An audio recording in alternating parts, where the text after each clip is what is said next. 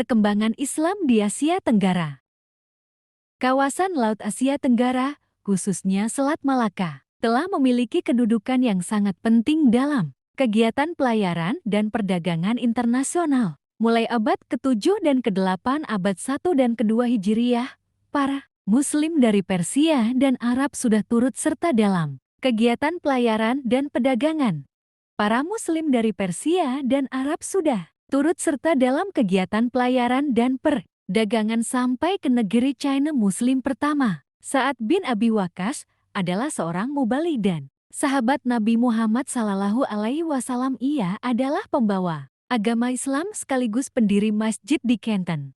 Masjid ini didirikan seorang paman Rasulullah Sallallahu Alaihi Wasallam.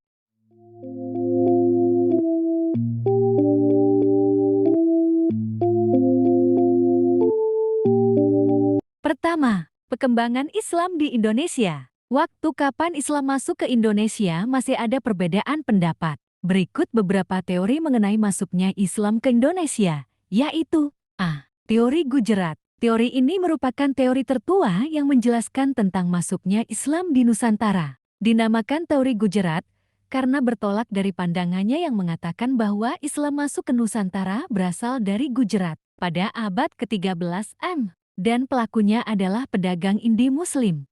Bukti batu nisan Sultan pertama Kerajaan Samudra Pasai, yakni Malik al-Syalah yang wafat pada ke-1297. Relief nisan tersebut bersifat Hinduistis yang mempunyai kesamaan dengan nisan yang terdapat di Gujarat. Adanya kenyataan bahwa agama Islam disebarkan melalui jalan dagang antara Indonesia Cambai. B. Teori Mekah. Teori ini dicetuskan oleh Hamka. Ia lebih menguatkan teorinya dengan mendasarkan pandangannya pada peranan bangsa Arab sebagai pembawa agama Islam ke Indonesia. C. Teori Persia. Pencetus teori ini adalah Pawesan Jajadiningrat. Teori ini berpendapat bahwa agama Islam yang masuk ke Nusantara berasal dari Persia, singgah ke Gujarat, sedangkan waktunya sekitar abad ke-13. Kedua, perkembangan Islam di Malaysia. Islam masuk ke wilayah ini lewat jalan pedagang Arab. Disebutkan bahwa mereka sampai ke Malaka pada tahun 675 hari 1276 m. Raja Malaka masuk Islam melalui tangan mereka dan mengganti namanya menjadi Muhammad Syah, lalu diikuti oleh rakyatnya. Islam sampai ke Malaysia belakangan dari sampainya Islam di Indonesia yang sudah terlebih dahulu pada abad ke-7 berdasarkan keterangan Mi. Maka asal-usul masuknya Islam ke Malaysia berdasar pada yang dikemukakan Azumar Diazra bahwa Islam datang dari Indi, yakni Gujarat dan melebar. Ketiga, perkembangan Islam di Thailand. Di Muang Thai, Thailand terdapat sekitar 2,2 juta kaum muslimin atau 4% dari penduduk umumnya. Muang Thai dibagi menjadi 4 provinsi yang paling banyak menganut Islam, yaitu di provinsi bagian selatan tepatnya di kota satu Narathiwat Pattani dan Yala. Umat Islam memiliki sejarah yang panjang dalam kerajaan Thailand. Hubungan mereka dengan masyarakat Thailand serta peran mereka dalam negara dapat ditelusuri ke zaman kerajaan Ayutthaya. Perdagangan merupakan perintis proses Islamisasi dan perkembangan politik kerajaan-kerajaan maritim di wilayah kepulauan di abad ke-15, 16, dan ke-17. Perdagangan juga pula lah yang merupakan faktor dominan yang mendekatkan Islam dengan kerajaan Ayutthaya. Keempat, perkembangan Islam di Myanmar. Agama Islam pertama kali tiba di Myanmar pada tahun ke-1055.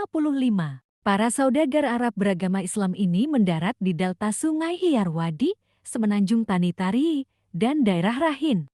Sebagian besar umat Muslim di Myanmar bekerja sebagai penjajah pelat saudagar dan tentara. Beberapa di antaranya juga bekerja sebagai penasehat politik kerajaan Burma. Muslim Persia menemukan Myanmar setelah menjelajahi daerah selatan Cina. Kelima, perkembangan Islam di Filipina. Masuknya agama Islam di Pulau Mindanao adalah di dalam abad ke-15 juga. Yang mula-mula membawanya ialah Syarif Kebungsuan yang datang dari Negen Johor Kapten Thames Force yang menulis ceritanya dalam tahun 1775 m. Dalam catatan sejarah Pulau Sulu Filipina, memeluk Islam yang datang ke sana ialah Said Abdul Aziz yang dahulu telah mengislamkan Sultan Muhammad Syah di Melaka Permaisura itu juga. Kemudian itu datanglah penyair Islam yang kedua, orang Arab juga, Namanya Abu Bakar. Dia datang ke sana sudah melalui Palembang dan Brunei. Sesudah dia barulah datang seorang bangsawan dari Minangkaban bernama Rajo Bagindo. Keenam, perkembangan Islam di Singapura. Islam masuk ke Singapura tidak dapat dipisahkan dari proses masuknya Islam ke Asia Tenggara secara umum, karena secara geografi Singapura hanyalah salah satu pulau kecil yang terdapat di tanah semenanjung Melayu. Penyebaran Islam pada fase awal kepada masyarakat Asia Tenggara lebih kental dengan nuansa tasawuf. Karena itu, penyebaran Islam di Singapura juga tidak terlepas dari corak tasawuf. Buktinya pelajaran tasawuf sangat diminati oleh ulama-ulama tempatan dan raja-raja Melayu. Kumpulan tarekat sufi terbesar di Singapura yang masih ada sampai sekarang ialah Tarekat Alawiyah yang terdapat di Masjid Balawi. Tarekat ini dipimpin oleh Syekh Hasan bin Muhammad bin Salim Al-Atas. Selain tarekat itu juga dijumpai tarekat Al-Qadariyah wa Al-Naqsyabandiyah yang berpusat di Geylang Road yang dikelola oleh organisasi PRPT APIS Persatuan Taman Pengajian Islam. Tarekat ini berasal dari Suryalaya, Tasikmalaya, Jawa Barat. Gurunya bernama KH Ahmad Tajul Harifin dan Haji Lelai bin Haji Muhammad. Tarekat lainnya yang diamalkan di Republik Singapura ialah Al-Syaziliyah, Al-Idrisiyah, Al-Darkawiyah, dan Al-Rifayah. Dan ini adalah gurunya bernama KH Ahmad Tajul Arifin dan Haji Lelai bin Haji Muhammad. Dan itu penjelasan dari kelompok kita. Kurang lebihnya seperti itu kami akhiri. Wassalamualaikum warahmatullahi wabarakatuh.